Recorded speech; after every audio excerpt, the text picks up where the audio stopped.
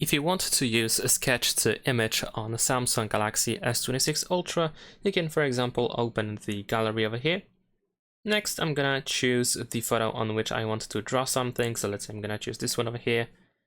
We're gonna use the pen icon. Actually, we can either use the pen in order to find the Galaxy AI tools in here, or as you may have noticed, there's also the Galaxy AI icon here in the middle at the bottom of the screen. So I'm gonna use this.